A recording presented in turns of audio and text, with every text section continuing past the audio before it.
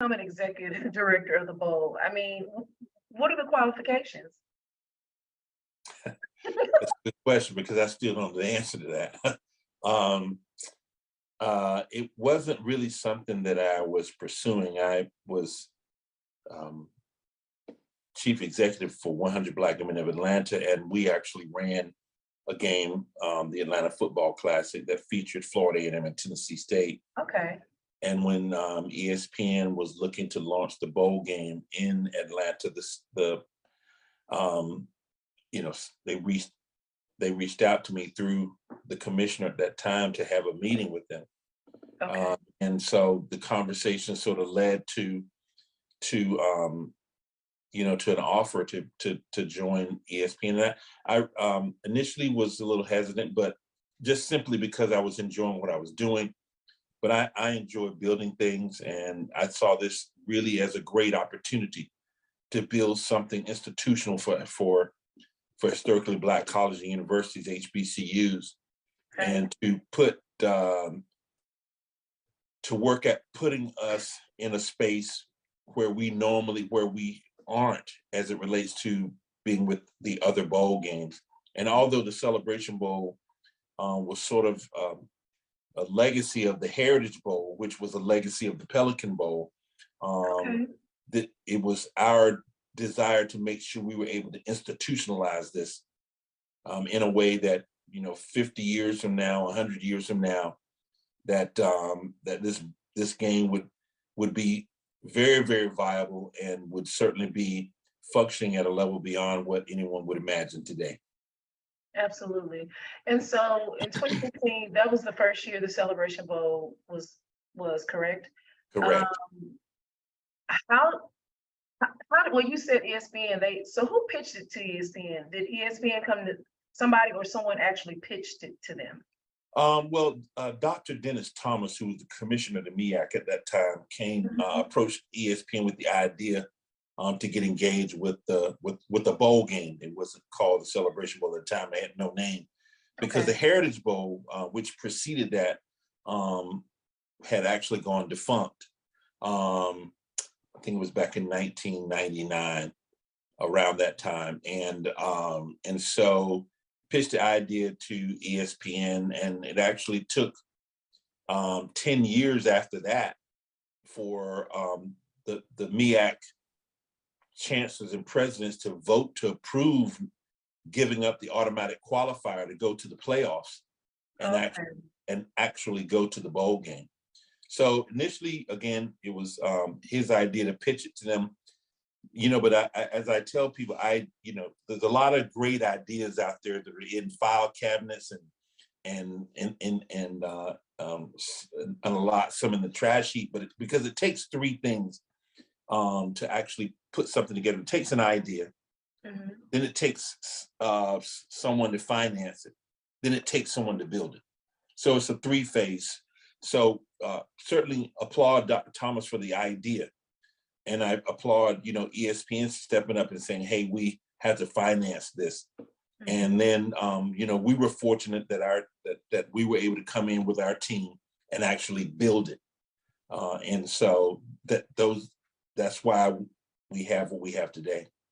That's awesome. The first time that I actually came to the Celebration Bowl was in 2019, and she say sports was just taking off, and I was working with BJ Jones and Charles Bishop. They were showing me the ropes, and I was trying to get on Radio Row. I couldn't get there. Something was going on that they stopped it or whatever, but I was amazed at how it was just like, for us, I had never seen that before. And Mhm. it was a beautiful thing. And you guys have done an amazing job, truly an amazing job. Thank you. Absolutely. Um, so John, how does the Celebration Bowl continue to stay nimble in the era of television market share and ever-changing landscape? Simply put, how do fans define what is the growth of the Celebration Bowl? That's a very good question. I like to, I always begin with the end in mind Mhm. when I'm looking at anything. And the ultimate goal for us was to build a Super Bowl, to build our Super Bowl. Doc, you mentioned Lincoln and the streak they've been on. They're the winners of 8 consecutive games. So they have not lost in this calendar year. There's only one team that has Ah, a I knew they had consecutive was win. a streak and it was 8, but I didn't realize they hadn't lost this calendar year. That's a nice touch. Yeah, yeah. But there's one team out there who has a I, streak slightly longer than theirs. I know. Oh, longer? Yes, right Ooh, now longer. on the D2 level. On the D2 level. Well, HBCU I'm gonna D2. have. Let me specify. HBCU D2 women. There's one team that has a longer streak. Oh well, Tuskegee? that's easy to. Yeah, I mean, Nope, Tuskegee? Tuskegee's only at 6 in a row. Tuskegee's only at 6 Okay. in a row. It's our forgotten HBCU on the D2 level. West Virginia State. They're the winners of Yeah. 9 consecutive women. Nice. Good all catch. right, Good okay, catch. Yeah. I see you. I see you, all Drew. right, Yeah. all Yeah, right, keep Drew. that computer All right. churning. I like what you're spitting out. Great observation there, Drew, about the records in Division II. That's I want to do. I want to do a breakdown of looking at people's non-conference later, because that's fascinating when you juxtapose it against Division 1, which we know that's a different story, but still, I think it is interesting to look at. Brian, 11 of our 11 of the 29 women HBCU programs on January 22nd have double-digit wins. Nice, That's over good, 1/3 good, have double-digit wins. No one is winless. nice. And And I still say when you 20 add in the wins is 9-win a mark. teams, I think 20 wins is still an actionable yeah, mark that you look at and say Oh yeah. I that's love that 20. accomplishment. I love that 20 win yeah, mark. It's still significant, particularly at the Division 2 level, NIA level. You get to 20. Sometimes at them, they get a chance to get to 25. Really looking right. good. But at the Division 1 level, if you can get to 20 wins, you're really doing something. Sometimes that demarcation may need to be closer to 17, 18. But it's something beautiful about that round number when you can put that 20 win mark on there. So I love 2021. that you brought Yeah. that up. Yeah, I love that you Yeah. brought that up. And take it one step further, Um, everybody. 15 of the 29 are at 9 wins or better. So over half Nice. of our women's programs are at 9 wins or better with 5 weeks remaining in the basketball season. They're being but paid these for have their been some money services. for. Yeah. Yeah. And I guarantee you, if you went to those players and say, hey fellas, if we play these 2 games, you will get cost of attendance. I guarantee you the decision will be unanimous. Coach, let's play them. Let's play them. Right. Because the athletes are actually benefiting from it. But it's a it's a two-edged sword. Even though you're playing those games to help those kids with the cost of attendance, you still put them out there. And AD was right. You still doing it's just doing it another way. You're still doing the exact same thing. Well, I did answer yes to it when he posed that Yep. question, but then I think I came with something out of the field remarks.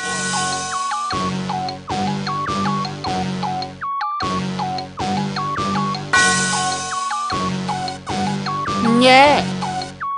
I love my HBCU. And boy, I love it, love it. I love it, love it.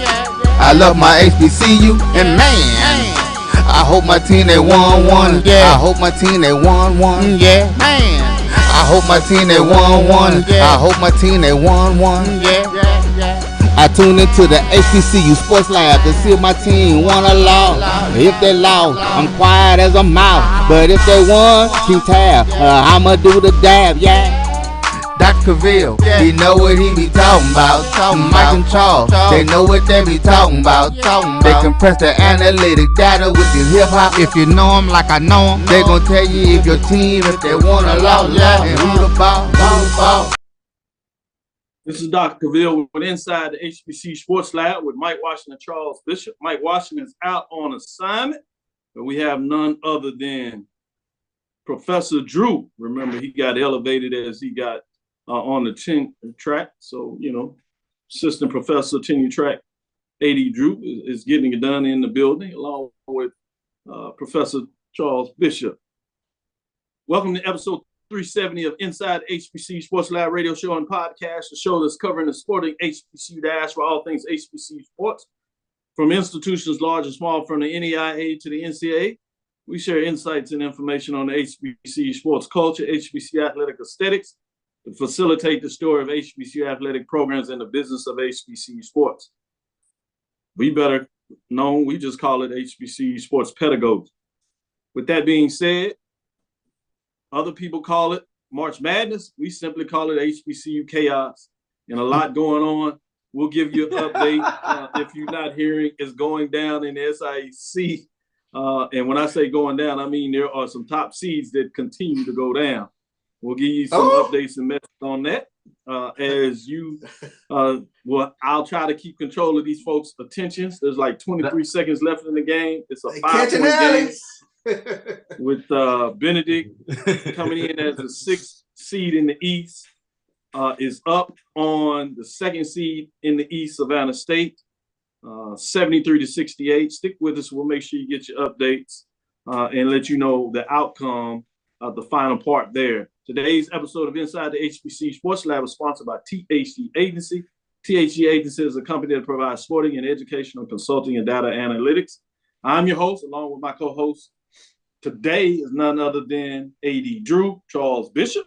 We're filming from our home studios and sending a signal live to our KCH 1230 AM studios with the Texas Radio Hall of Famer. There's multi-Hall of Famer Ralph Cooper in the beautiful home of Texas Southern University from Houston, Texas. With that being said, Charles, with all things being said, how you doing today?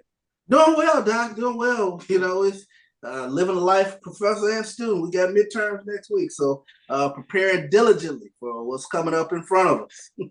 Man, you so mean. Oh, You yeah. You're just gonna throw it out there and Yeah. these folks. And yeah, I see you living that life. I got you. Oh, man. I understand. Yeah, exactly. Drew is familiar with that. He's taught at this level as well. With that being said, AD Drew, how you doing today? Doc, here's my bracket.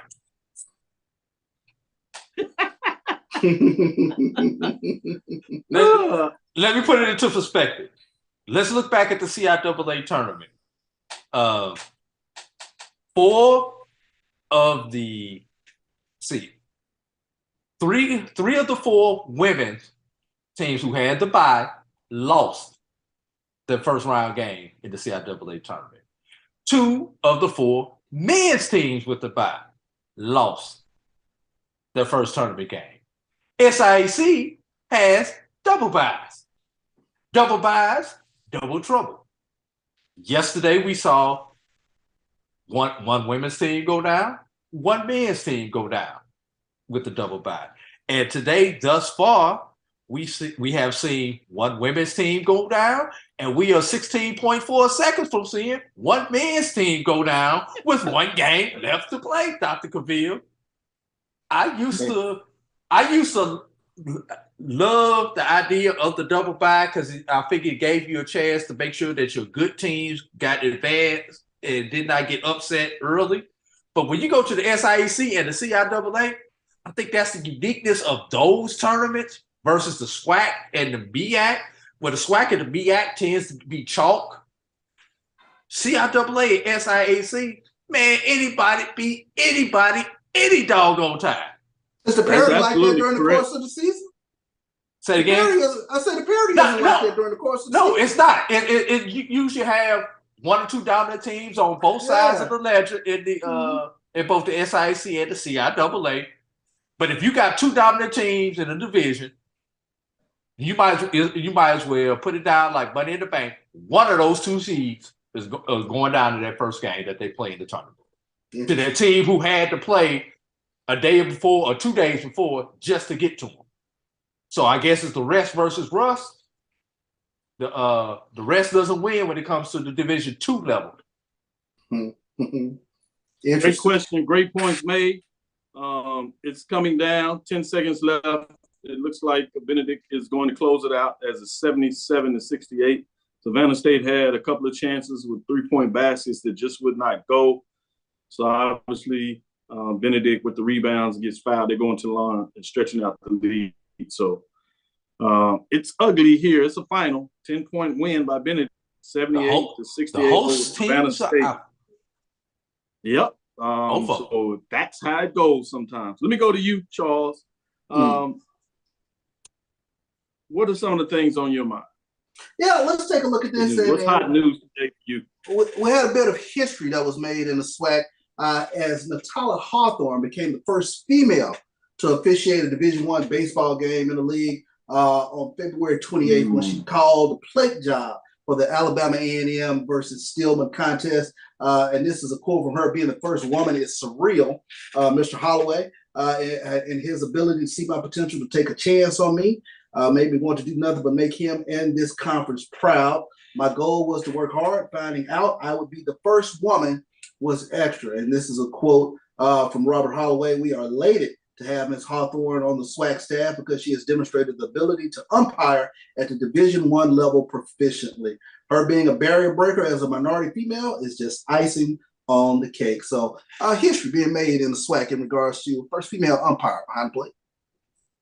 Man, I like it. That's great news. I saw that it came out. I'm glad you brought it up and shared it with everybody. This is the final game for the MEAC, men and women. So we got some MEAC women games going on. So I'll give you some score updates there. In the SWAC, you have the final games for some teams as they do one of their last two, which is today and Saturday. And then you have those rivalry games between Texas Southern and Prairie View, FAMU, and Bethune-Cookman on Saturday only.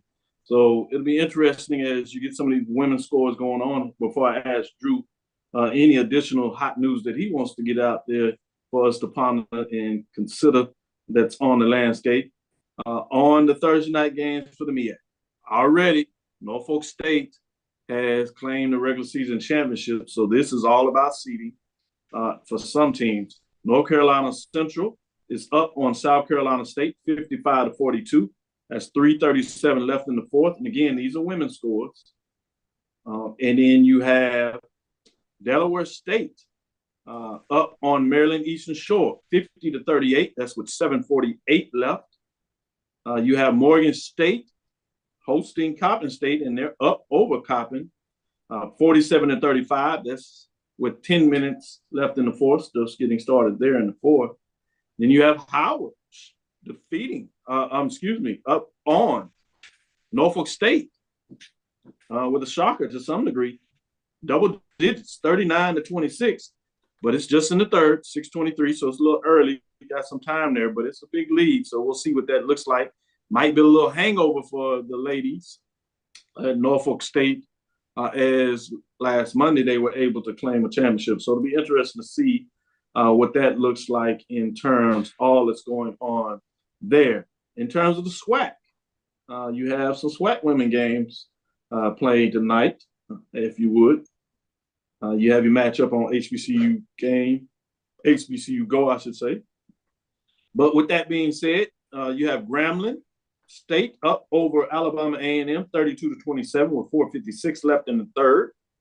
You have Jackson State up just 13-9 starting the second quarter, 5:40 left in that. You have Alcorn State pounding Mississippi Valley right now, 31-19, 4:31 left in the second, so it's still early there.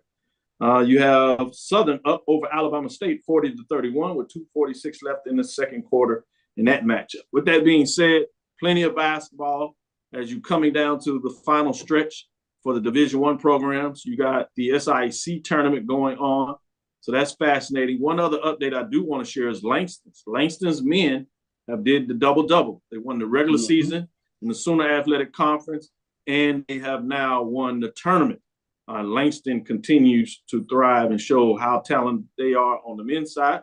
So it'll be interesting to see what that look like. 80 Drew, we did the church, black church. I saw it. Framing on Tuesday, if you saw that. Yes, I where we did. just shouted out everybody, but Langston was playing at night, so I wanted to get them in. With that being said, anything else that you wanted to share before we take our first break? Yeah.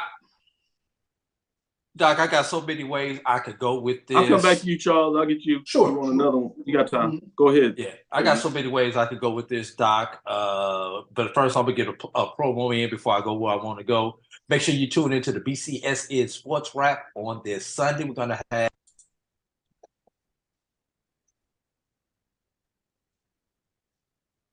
Commissioner Dr. Anthony Holloman that we will air on Sunday night show.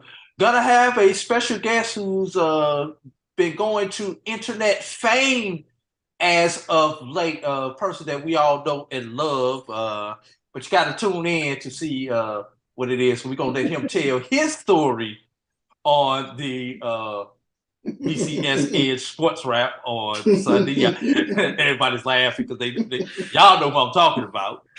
I love the tease. I love the tease. Yes. You know, he's gone from telling the story to becoming a story. We'll just say that. Now, but where I really want to go is BAC. End of the season. So you know what the word is. BAC. What? Ish. All right.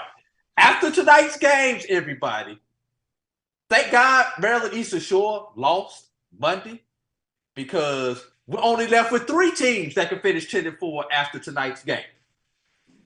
North Carolina Central plays South Carolina State. Let's give them the W. Norfolk and Howard play. We know Howard won the first time. Norfolk needs to win tonight. If that should happen, you will have Central, Howard, and Norfolk all tied at 10-4. Don't forget, if Maryland Eastern Shore would have beaten Morgan on Monday, we would have had 4 teams. But let's get down to the 3. Brian and I went through this on Sunday's show. We actually contacted the BAC office to find out what the tiebreakers will be, Dr. Cavil. Obviously, you go to head-to-head. 3-way tie, so you can't use head-to-head. Next thing you do is record amongst the 3 that's tied. Guess what? Everybody split with each other. Should Norfolk win? What's the next tiebreaker? Conference only record based on winning percentage versus highest ranked team. What that means, everybody, is you start with the next team that's not a part of the tiebreaker and see what it is. If a team went 2-0 versus a team, then a team went 1-1 versus a team, that 2-0 team now steps ahead of the other team. Guess what, y'all? Everybody got the same doggone record against everybody else. Now we're down to the 4th. No, we're down to the next one. Scoring margin versus common conference opponent. Of course, it's common conference. Everybody plays everybody. So now somebody's going to have to pull out the Excel spreadsheet and points for, points against in the conference to see who wins that tiebreaker. I love it. This is the BAC. Just in case that happens to be tied, then you're going to go to the best winning percentage in non-conference games versus Division I opponents.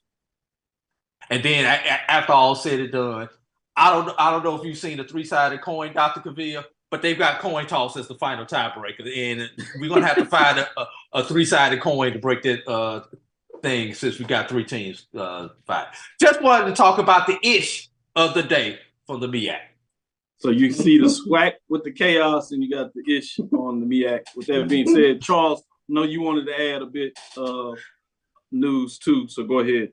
Yeah, a very interesting article came out, Sports Illustrated by Richard Johnson, in terms of the 20 most influential Black figures in college football. So they had some names familiar to us listed on this top 20. Deion Sanders, current coach at Colorado, former coach at Jackson State, being number 1 on the list. The commissioners from the 4 conferences that make up the HBCUs right now, they were listed, I believe, 10 through 14. Let me pull that up real quick.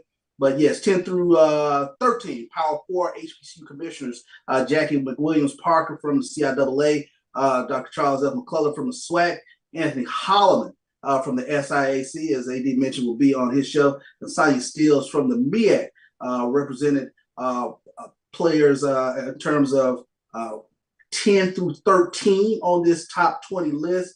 And then as we move down, also listed at number 17 is John T. Grant, Executive Director of the Celebration Bowl, and Stephen Gaither.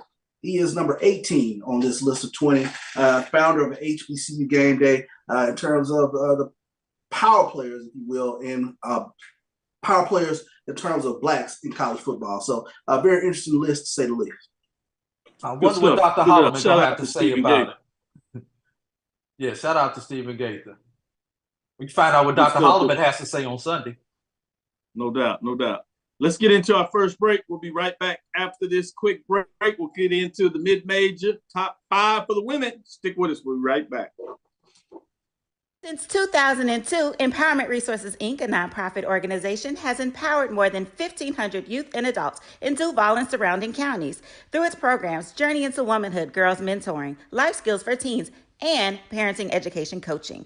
To get involved with programs, volunteer, or donate, visit www.empowermentresourcesinc.org. Follow us on social media, facebook.com/empowerment.resources and instagram.com/empowermentJAX. It's never too early to plant the seed, to share the tradition, and instill a sense of pride in your HBCU with your little ones.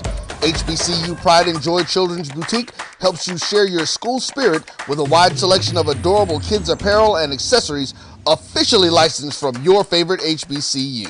Visit hbcupridejoy.com and follow us on all social media at HBCU Pride Joy on Facebook and Twitter. The human voice has always connected audiences with experiences. Major brands all across America have trusted Kever's voice time and time again. Conversational, powerhouse, intelligent, and sincere. That's the voice you need for your creative marketing process. KEAVERSVOICE.com. Kever's Voice, Kever's Voice, KeversVoice.com. Always on, all the time. You're looking for the latest information on Southern University sports, the Southwestern Athletic Conference, and HBCU athletics. There's only one place to go. Tune in to the Carlos Brown Show, exclusively on the Black College Sports Network. Are you impressed the analytic data with your hip hop? If you know them like I know them, they gon' tell you if your team, if they want to lose, and who the ball. So listen to Professor, yes sir, and pay attention, because he gonna teach a lesson. This is Dr. Bill with Inside the HBCU Sports Lab. I want to go into these top 5 rankings in week number 8 as we start to close out the season. This will be the last one in terms of closing out the season, bring out week 9, and then we get into the tournament. We'll give you week 10, and before you know it, we'll have a mid-major, major division champion of 2022-2023. I'm fascinated to see how it all comes down. We might have to wait a little bit in terms of the women, mid and men's, as some of them, particularly on the men's side, I expect that they should make a nice run in the tournament. With that being said, let's get into the women matchup in regards to see what you think in week number 8. Dropping out this week, as you see, before we get into dropping out, let's look who's receiving votes. Elizabeth City State Vikings 19-10, 9-7 with 14 points. Fayetteville State Broncos 18-7, 14-2 with 9 points. Savannah State Tigers 17-7, 13-6 with 7 points. Lincoln Lions of Pennsylvania 19-9, 12-4 with 6 points. And as you see, Fayetteville State dropped out of the poll rankings this week. So we'll get a new entrance in the top 5, and we'll get to tell you what that looks like. Yeah, it's one of those weeks. It's been tough, but we'll see what takes place. Hey, this is top 5. Look at the record of these teams in the top 5 to give you indication. It's not just about winning regular season, which will put you in a good position, but it's certainly not just about winning the tournament, which is what I call a sprint, versus the season being the mile. relay when you think about what that looks like. So as we get in the top five, with number 5, we have West Virginia State, the Yellow Jackets. Previous number 3, they're falling hard, but they find a way to stay in the top 5. They need to make a run in the tournament. We'll see what that looks like. 22-5 on the season, 17-5 in the conference race. With a loss as they split last week, they dropped 2 spots. Bringing us to number 4, Philander Smith Panthers, 22-5, 17-5, 37 points. Not ranked, they jump in to the poll rankings. They go all the way to the final of the Gold Coast Athletic Conference. They lose on a buzzer beater to Russ. And you talk about Russ. Russ comes in at number 3. Russ Bearcats, 22-5, 12-2, 43 points. Up 2 spots from number 5. We got a chance to interview the coach of the champions of the GCAC for the tournament on the women's side. Hope you enjoyed that. If you haven't heard it, go back to Tuesday night and you can check that out. At number 2, you have Florida Memorial Lions, 24-5, 15-1, 51 points. Moving up 2 spots from number 4, Florida Memorial Lions. They do the double duty as they win the regular season and the tournament, much like the Rush Bearcats. Next on the list is one of the few teams that be able to see the muscle through the SIAC tournament unscathed of some of these upsets that AG was sharing his bracket.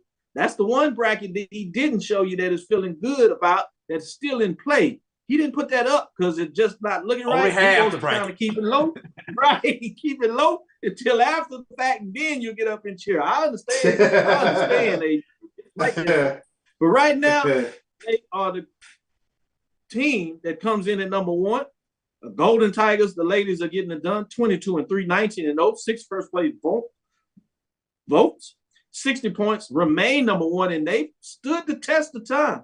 Can they find a way to do the double duty and really lock in that number 1 spot? You talking about what would be probably the upset of the year thus far, particularly on the women's side, would be Tuskegee going down in the tournament. I don't see it happen. I think they're ready to get it done.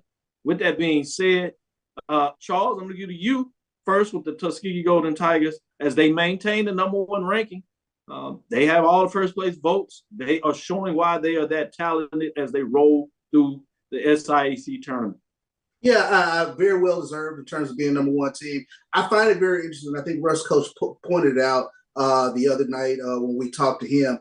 But all 3 of these number 1, number 2, and number 3 teams, they have a dominant score, a secondary score, but they're also the same thing in regards to rebounding. They're all 3 of these top 3 teams are very dominant in terms of second chance opportunities and rebounding. You'll all see them at the top of the conference in terms of rebounding. So very well deserved. I think the top 5 are right on point. Good stuff. Good stuff. I appreciate you.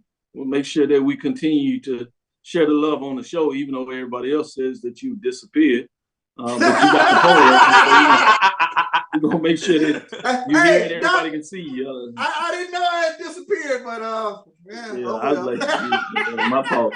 My fault. Man, you missed 1 show in like 4 years. And it's over. With that being oh said, my God. That'll teach you, as they say, your mama said, that'll teach you. That'll teach Yeah, I you. know, No, right? that'll learn you. Yeah, that'll learn me. That'll learn you. Yeah. AD Drew, what are your thoughts on the top 5 ranking? I'm going to have to give you an 80 on the top 5. I'm going to have to give you an 80 on your receiving votes, Dr. Cavil. And here's why. You have always said that your poll is a week-to-week poll, and that you correct. That you go by the one of the main components is what you have done that week. That's right. That's right. No disrespect to Philander Smith. They played a hell of a game, but they lost. Elizabeth City State won their conference championship. They won that sprint. So you've got the team that Philander Smith was receiving votes last week, and they lost and got into the top 5. But Elizabeth City State won and couldn't get into the top 5. But the team that lost bumped up to the top 5. I've got to ask the question, Dr. Cavil, to your posters on did they stick to the criteria that was in the syllabus? Right. I think you asked a wonderful question there. Yeah. And you're absolutely right. That is one of the parameters that is in the syllabus. So did the voters vote like that? One thing I will say in regards to this, there's also a consideration of where Elizabeth City State Vikings were previously, as you talked about. And that's fair. That was a curious thing. To your point, and you did your homework, so I like that, is that Philander Smith was receiving votes.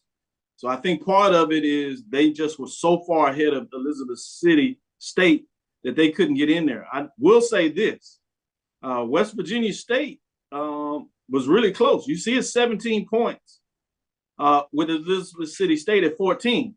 So they were almost there to knock West Virginia State out, which would still been a great argument because you would have had 4 and 5 with 5 not being ranked, getting in the top 5 along with 5 not being ranked. So it's that margin as you talk about the week to week that makes it in, but it's a good point. So it'll be interesting to see what may happen over the next week in terms of other teams to find out what that looks like. West Virginia in the tournament, if they don't get it right, they could fall out, which could put Elizabeth City in the top 5.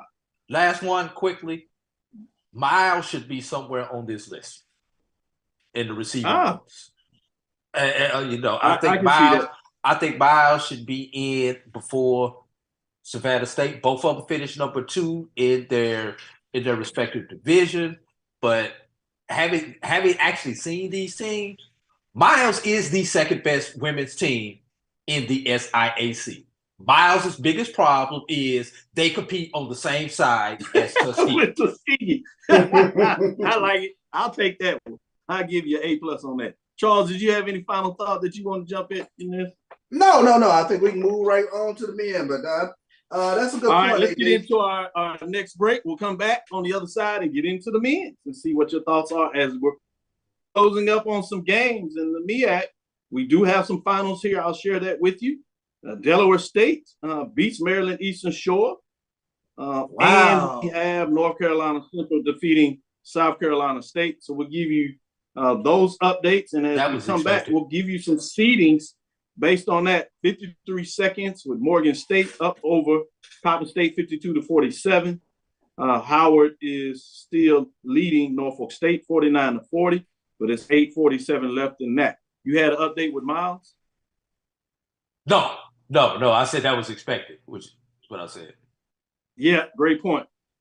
We'll come back on the other side. If we can get some finals here, we'll give you an update of what we believe the seedings will be on the women's side. It's a little clearer than what Drew broke down on the men's side. We'll have to pull out our calculators to see if that doesn't quite go right. So you'll be attuned to that matchup as it goes into the evening. With that being said, we'll turn it back on the other side. We'll be right back after this break. We'll get into the mid-major men's top 5 and see what you think there from these two professors as they give you the updates to let you know what things, whether somebody is reading the syllabus or not. Stick with us. We'll be right back after this break. Hungry for authentic Caribbean food like jerk chicken, oxtail, red snapper, shrimp, tofu, and rasta pasta? Well, find your way over to Mango's Caribbean Restaurant, 180 Auburn Avenue, right next to Royal Peacock in downtown Atlanta. Them belly full, but we hungry. Mango's Caribbean Restaurant, open daily from 11 a.m. to 10 p.m. And on Friday and Saturday, we're open till 4 a.m. Come to Mango's and put some spice in your life. So we've got a good thing going. Mango's Caribbean Restaurant, 180 Auburn Avenue, right next to Royal Peacock in downtown Atlanta. For more info or directions, call 404-698-3992 or log on to mangoscaribbeanrestaurant.com. For instant coupons, text MANGOS to 313131. Tell your mama hungry, papa hungry, brother hungry. Mango's Caribbean Restaurant, authentic Caribbean cuisines. Open up the door, tell your mama hungry. This is Brian Fulford. AD Drew and I are co-hosts of the BCSN Sports Wrap. We talk about all things related to HBCU athletics. From the games, teams, coaches, and fan interest stories, we cover it all. You can find our shows on Facebook at BCSN Sports Wrap, YouTube at MyJBN Online, and everywhere you listen to podcasts like Anchor, Spotify, Google, and Apple Podcasts. You can also find the show on the Jericho Broadcast Network's app. Make sure to download. We look forward to you joining the conversation and being a part of the show. T. Madden and Associates is a sophisticated and experienced law firm located in your neighborhood. We're turning injury to cash. T. Madden and Associates obtained almost $2 million for my injury. They turned my injury to cash. Now, we can't guarantee how much your injury is worth, but we've recovered millions for our clients. Call T. Madden and Associates at 833-PAID-123. That's 833-PAID-123. From novice to aficionado, find yourself here. High quality cigars plus personal customer service. Slow Burn is Waco's only mobile cigar lounge, featuring a meticulous, curated collection of premium cigars. Visit our website, www.slowburnwaco.com. That's www.slowburnwaco.com. Compress the analytic data with your hip hop. If you know them like I know them, they gon' tell you if your team, if they wanna law, and who the ball. So listen to Professor, yes sir, and pay attention, cause he gon' teach a lesson. This is Dr. Cavil with Inside the HBCU Sports Lab. As we promised, we're back on the other side. We're going to give you the top 5 on the men's side for the mid-major division and see what's going on. We're going to see how well the voters and the computers did this week in week number 5. Let's start it out with a team did drop out this week. So we'll talk about those receiving votes and give you the team that dropped out as well. Virginia Union Panthers, 23-7. 12-4, a great season, 23 points, but they lose in the semifinals of the CIAA as they were making their final run. And with that loss, it drops them out of the top 5 with some other teams doing well. Miles Golden Bears sit at 21-6, 15-5, 21 points. Not so much on the women's side, but at least on the men's side, they get some love. So good point made by Drew. We'll see what he thinks on this one. Claflin Panthers sit at 19-6, 15-5. 14 points, and West Virginia State Yellow Jackets with 20 wins are at 20-8, 14-8, 12, just receiving votes, but outside of the vaunted top 5. Dropping out this week was none other than the Virginia Union Panthers at 23-7, 12-4. But let's look in this top 5 poll ranking, starting with number 5. You'll notice everybody in the top 5 have 20 wins, just getting into the top 5. Winston-Salem State Rams, 20-8, 9-7, 41 points, were not ranked. They went on the run at the season to get the vaulted CIAA tournament championship. They get it done. Push out Virginia Union Panthers at 23-7, but they are able to jump in. At number 4, Tuskegee Golden Tigers sit at 20-7, 15-5, 52 points. They move up the spot, but we'll see what it means after this SIAC tournament run where they were up leading in that matchup and actually in the second half gave up the same amount in terms of the lead. So, boy, you talking about getting touched a little bit. At number 3, Philander Smith Panthers sit at 22-7, 10-4, 62 points. They move up a spot from number 4 in terms of the top 5. At number 2, Langston Lions sit at 28-2, 20-2. 3 first place votes at 76 points. They are ranked number 2. Sitting at number 1, Tougaloo Bulldogs, 28-1, 14-0. Perfect record on the season in regards to being undefeated against NAIA and obviously undefeated in the in the regular season, and they get it done with the tournament. So they do the double dip, just like Langston, getting it done with 5 first place votes, 79 points. They end up at number 1. It will be interesting to see, as you mentioned about Philander Smith,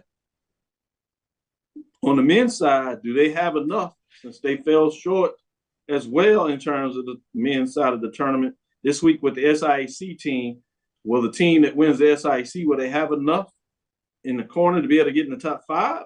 Or will it stay the same next week? We'll see. I'm going to start with you, AD Drew, this time. Let me know what are your thoughts on the top 5. Well, Dr. Cavil, first of all, we know we're going to have an adjustment to your top 5 because Tuskegee lost. Obviously, this was taken before. Hey, that's the one. Before the game last night. Let it be known, huh? Yeah, let's just go ahead and get that out there.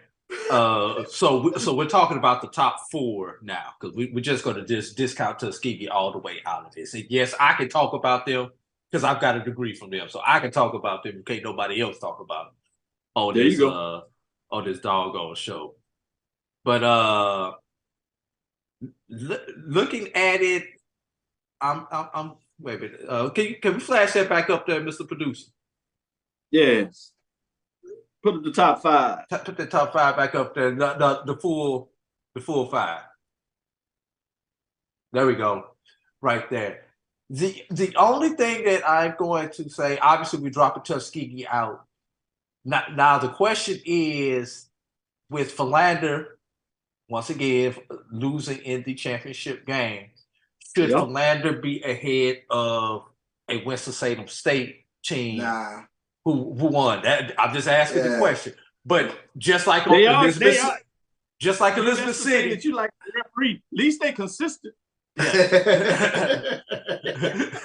But just like Elizabeth City, they came from down. And I don't even remember if Winston-Salem was even receiving votes last week, to be honest with you, Doc. So that's one question that we have to answer. The next question, well, who replaces Tuskegee in the top 5? Virginia. No. Miles is the best team that's left out there in their receiving votes. Interesting. Miles is still playing.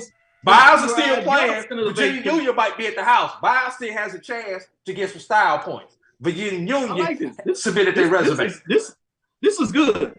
Charles, your time for the retort. I do want to get this on the table. Stephen Gaither actually says the record for Winston-Salem State Rams is 21-8. So I stand corrected on that. Thank you, Stephen. What are your thoughts in terms of the top 5? And then giving a little projection in terms of next week in regards to the likelihood to Tuskegee falling out. I love the question y'all put on the table. Is it Virginia Union that should be in the top 5, or is it Miles Golden Bears?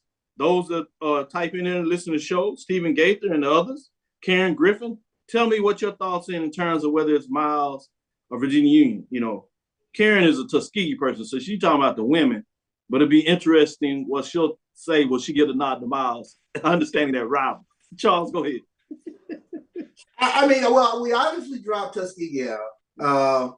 But let me tell you what jumps out to me is the strength of the NAIA team.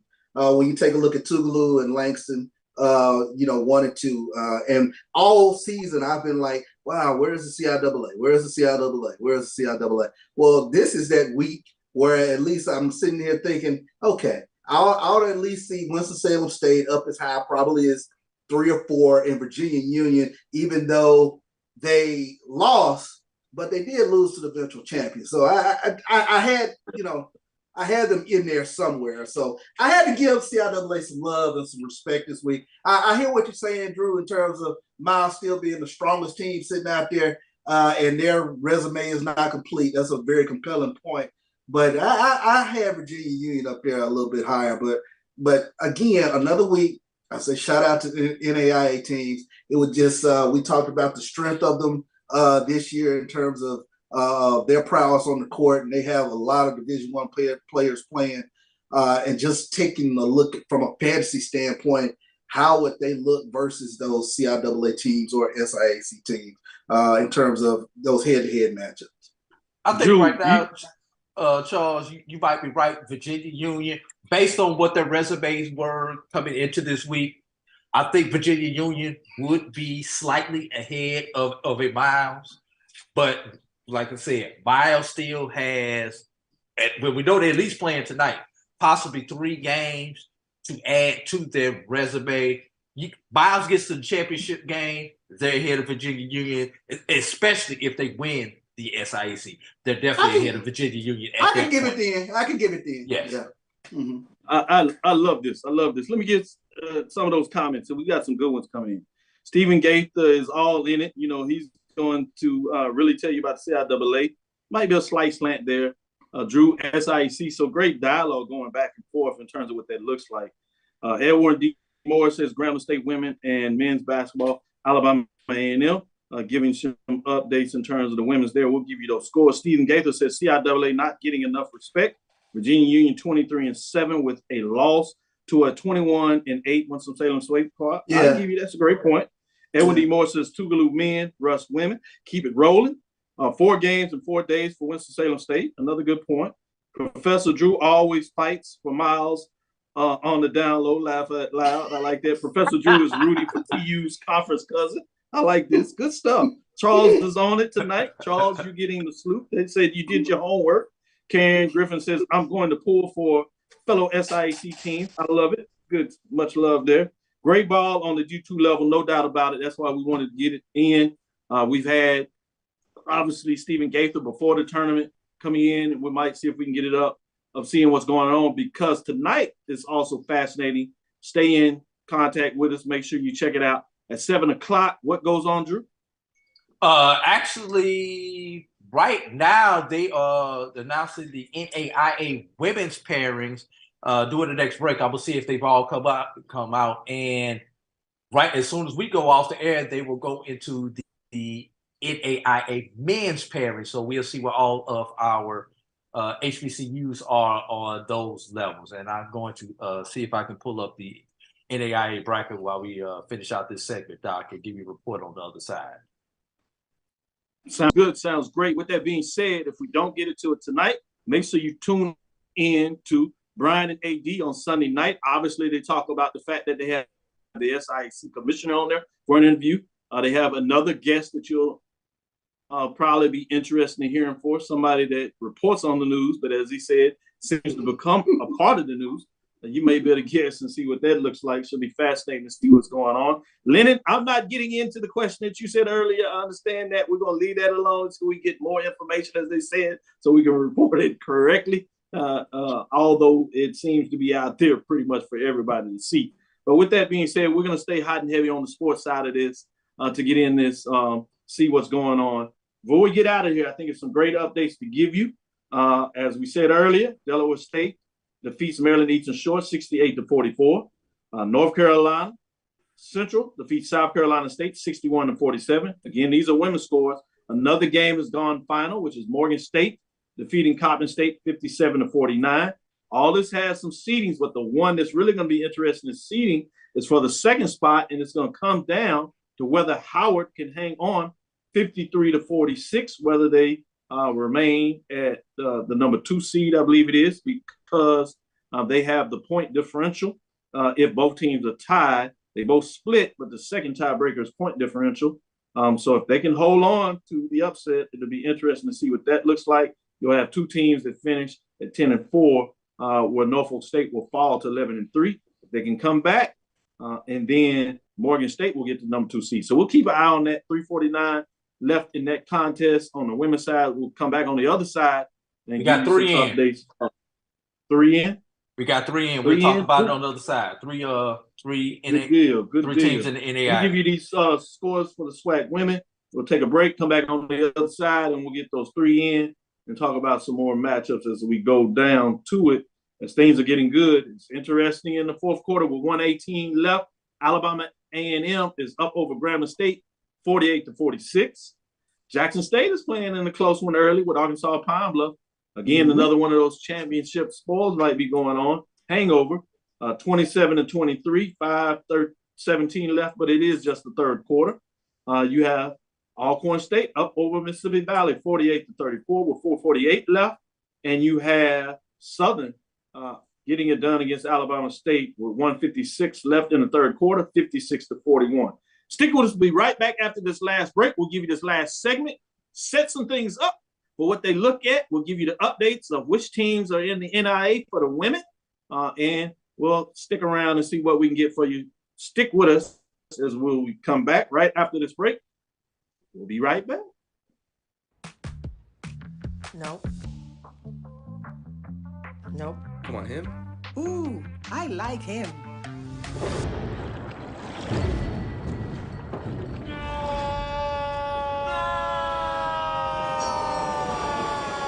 Quick, the quicker picker-upper. Bounty picks up messes quicker, and each sheet is 2 times more absorbent, so you can use less. He's an 8. He's a 9. Bounty, the quicker picker-upper. Now, you can live in Texas and not have a good red meat blend. Texas Cowboy Dust is designed for steak and other red meats. It's out to be my most popular spice blend, made with onions, peppers, ground mushrooms, pink salt, and other spices. Texas Cowboy Dust also goes great with chicken, pork, vegetables, and adds a restaurant quality sheen to gravies and sauces.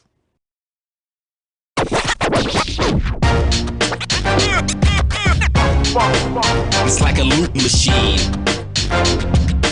All around town, people trying to get down. Vanilla smoked sea salt seasoning is for seafood. The tarragon and fennel bring out the natural sweetness in seafood. I also use it in rice dishes, on yams, asparagus, blueberry pancakes, and believe it or not, chocolate chip cookies. Vanilla smoked sea salt adds a salty and savory component to sweet dishes that create a symphony for the tongue. Press the analytic data with your hip hop. If you know them like I know them, they gon' tell you if your team, if they want a lot, and who the ball. So listen to Professor, yes sir, and pay attention, cause he gon' teach a lesson. This is Dr. Ville with Inside the HBCU Sports Lab. We're going to jump right back into it.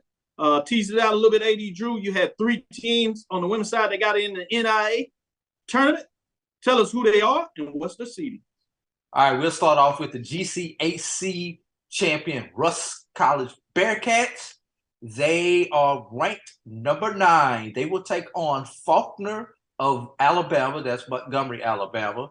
And they will be playing their first and second round games in Campbellsville, Kentucky. All right, and that is in the Dewar quadrant. In the Kramer quadrant, fellow GCAC friend Philander Smith will be taking on Montana Western. That's a 3-14 matchup. Guess which side of that matchup Philander Smith is on when I say 3-14.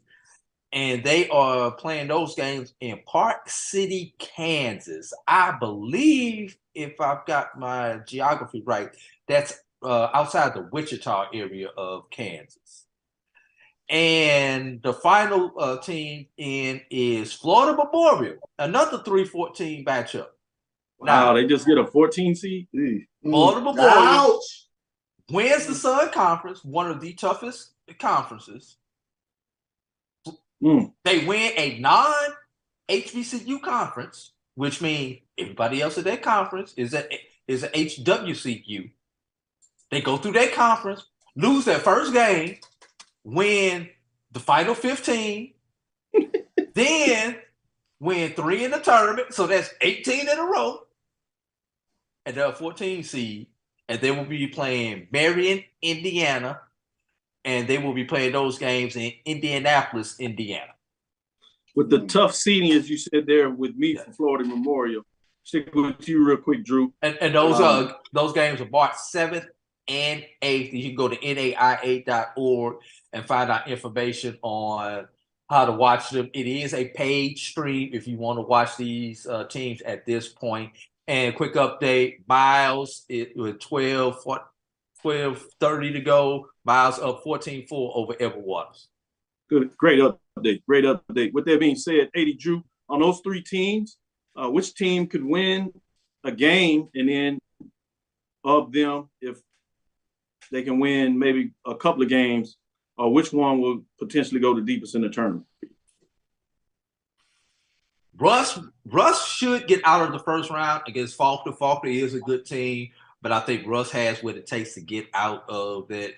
Having to play Campbellsville on their own home floor the second round is going to be tough. The other one, and just having seen Florida Memorial play, I mean, I could literally see Florida Memorial going through and actually getting out of this and getting to the 16 more than I can Russ, even though I think Russ has a better team. Russ has a better first round matchup. If Florida Memorial gets through that first round, they'll come on out of that bracket and make out of that pod and make it to the 16. Great one. Charles, same question to you. Which one of those teams that you see win a game maybe go to deepest in the tournament. I'm with AD on this. I think Russ has an opportunity where they can make a statement early and catch that a little bit of momentum, and that's all it takes when you talk about one and done. And I think they can make a little bit of a run in terms of taking a look at what they've done thus far. Rebounding and low post scoring is what you need to go far in March. So I'm looking forward to seeing what they can do. Great points. With that being said, tough news to deliver for you. Tennessee State on Wednesday opened up first round play in the OBC against SIU Edwardsville and lost 71-64. Was that being it a women's? Get any? No, that's women's. I'm sorry. Thank you for that. Good point. And it didn't get much better for our independent programs on the women's side in the Colonial, as you had North Carolina A&T. They were winning most of this game as they had that early tip-off, but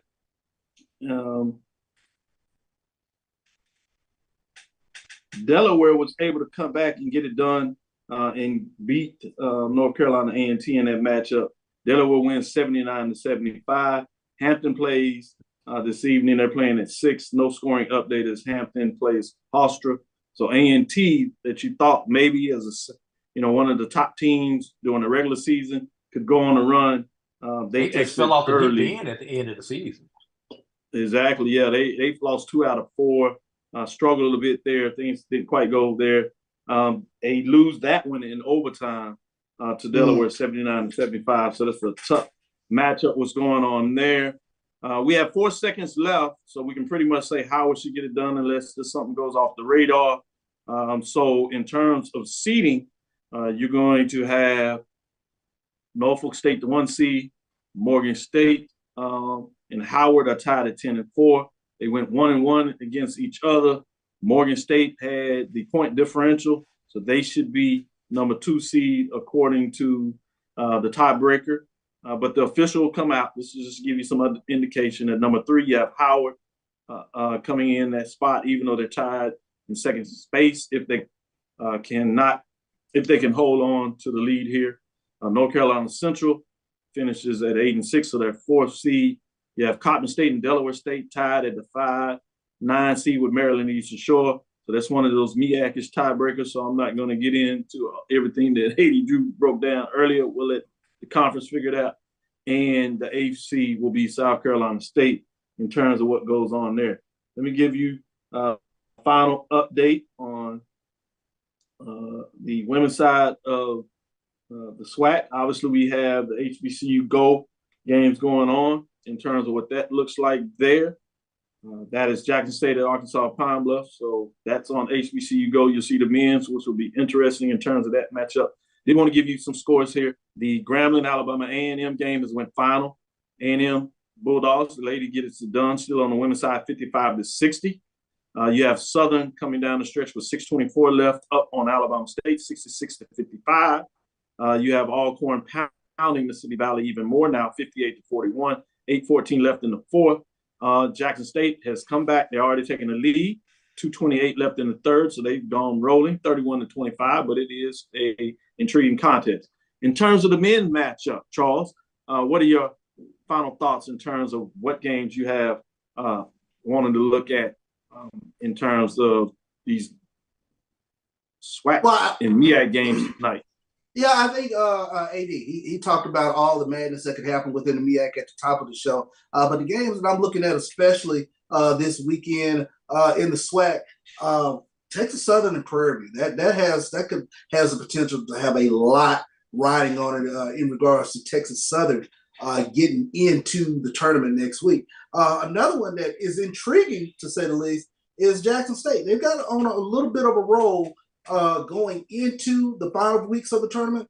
And if they go 2-0 this weekend, I believe they will have won, if I'm not mistaken, 4 or 5 in a row. So for them to catch a little bit of a hot streak going into the tournament is going to be very interesting. But those are the games that I think will be really interesting to watch this weekend. Grambling, of course, Alabama A&M at Grambling. I think that'll be interesting to see what happens between Grambling and Alcorn State, who will be the top seed, who will win in the regular season SWAC men's championship. So those are the games I think will be very intriguing in the SWAC this weekend.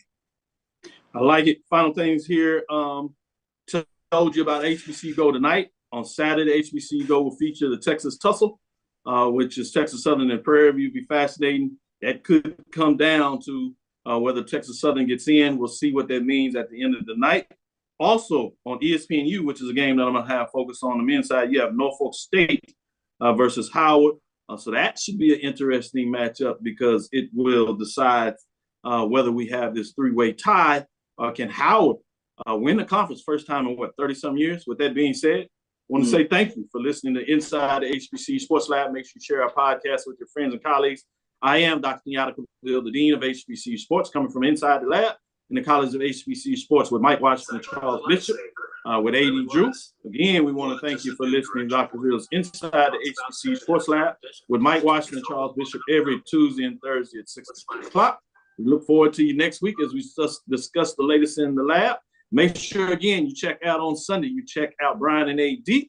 as they have a great show lined up with some great interviews. Check them out. They'll give you some updates in terms of what that looks like. Yeah, it will be juicy. I know I'll be turning in.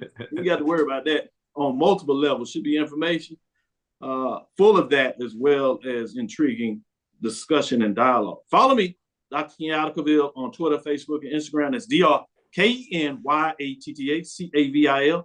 That's DrKenyattacavil. Inside the HBCU Sports Lab 1 on Twitter, Facebook, and YouTube is Inside the HBCU Sports Lab.